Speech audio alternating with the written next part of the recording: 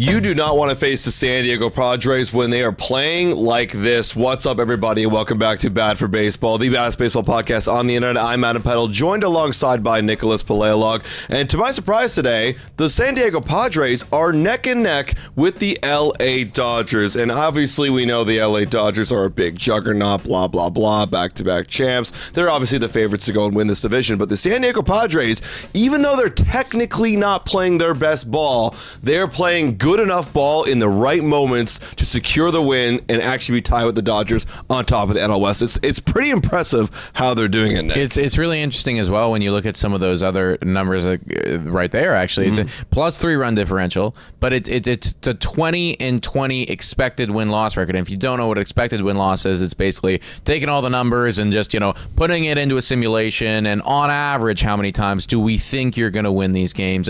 And they're outperforming that pretty significantly because they're at 24-16, and it makes sense when their run differential is only plus 3, right? A lot of times the number one team, it's their plus 30, plus 40. LA Dodgers are plus 69 down there in the run differential. It's the exact same record, which begged the question, how are the San Diego Padres going and doing this? Well, when you look at their roster, there are still a lot of questions because over on the offensive side of the ball, as a whole, they're 28th in average. It's not good. They're 28th in on-base percentage. That's not good. They're 27th in OPS, 20th in runs scored, so they take a little bit of a step up there. But again, none of these are good. None of these are good. No, they're not. When you look up and down that roster, a lot of guys are underperforming right now, and this shouldn't last for the entire season, but right now they're underperforming. Jackson Merrill's got a 665 OPS.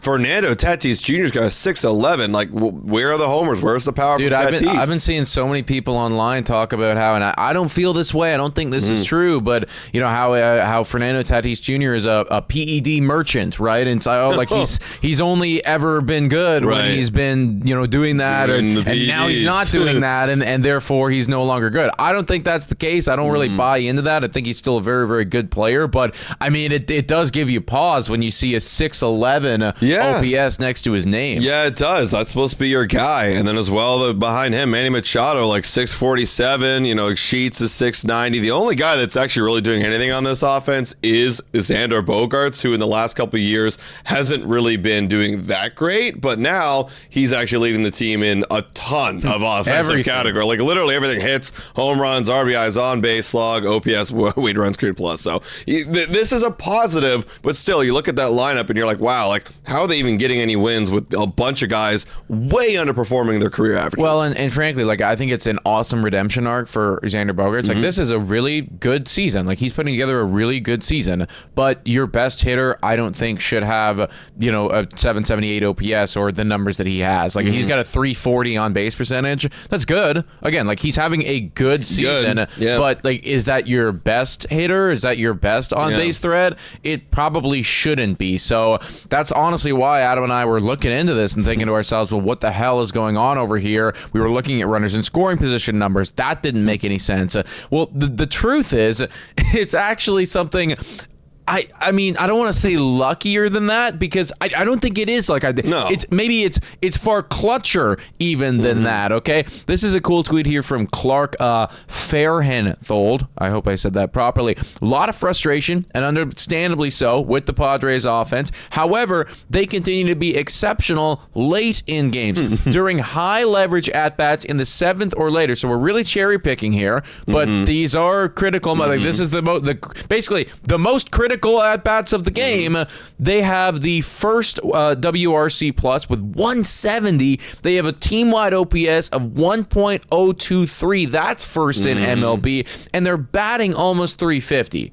How in the holiest of fucks does any of that make any sense? Clutch, man. That's what I was saying off the top. Like, if they're playing like this, like, you don't want to see them in the 7th inning, the 8th inning, the 9th inning. And that's funny, too. Most of the time, they should be losing in these games. You're going to be up against their best best bullpen guys, and you're doing it against the best. So I don't know how they're doing it, but they are doing it when the lights are super bright. It's just that, for the Padres' sake, if they could just figure out the early half of the game, the 1 through 6 part of the innings, offensively speaking, then this team is going to go on an absolute roll. And honestly, they're getting lucky right now. You're right. I don't want to say luck, but they are getting a little bit lucky with the overall stats. If you looked at that team that we just looked and broke down right there, you would think there's no way this team is leading the division with the Dodgers. I don't have them pegged for 24 wins. Not at all. So if you are getting this quote-unquote luck right now, I believe that when you actually do start getting hot and things start getting rolling, what is that going to do? What is your record going to look like then if things start clicking later on? Well, and they obviously can do it, right? Like you said, they're up against the other team's best bullpen arms, and somehow they're batting .350 against those guys and have an OPS over 1. This team is more than capable, and the names on there, it's those are big names. Merrill's a big guy, and Fernando Tatis is a big guy. This is a team that absolutely can figure it out. It's just, taking that and translating it to the rest of the game. Yeah. You don't want to be trailing and behind for your entire season. That's just not a spot where you want to be. And eventually, some of those numbers are going to come down to earth. So that's why in the first 6 innings, you got to give yourself a bit of a cushion sometimes. All that being said, though, San Diego Padres at this current juncture still overwhelmingly underdogs compared to the LA Dodgers to make the playoffs here. Yeah. The Dodgers, that's so fucking crazy. I know. The Dodgers have a 99% chance to make the playoffs. Dude, they're going to just hover here all year long until it's 100. Yeah, it's a 99% chance. It's actually dropped a little bit since the beginning of the season because I guess they're only 24 and 16. Ridiculous. But San Diego, they're currently at a 40% chance right now. So keep winning ball games like you're doing it. If you don't have it right now, okay, keep playing this game. But hopefully, as time goes on, you can start to figure out the other facets of it too. Yeah, and you kind of need to. And this is actually a very fortunate start for them because in the NL this year, like it was kind of last year, but especially this year, you do not want to fall behind the 8 ball in the NL. A lot of good teams in the National League. Compared to the AL, where there's terrible, there's 2 teams, 3 teams? 2 really good teams in the American League. There's 3 teams over 500. One of them is the Athletics. What's happening over here in the AL? But in the NL, you got the Braves, the Cubs, obviously the Dodgers, the Padres themselves, the Brewers, the Cardinals, the Pittsburgh Pirates, hey now, the Reds, and then it goes Diamondbacks, everyone's below 500. So you have a lot of competition. So this early start, while you're not playing your absolute best, you're getting the job done when you need to. And at the end of the day, that's all that really matters. If this team can get the job done, we don't know how to quantify it,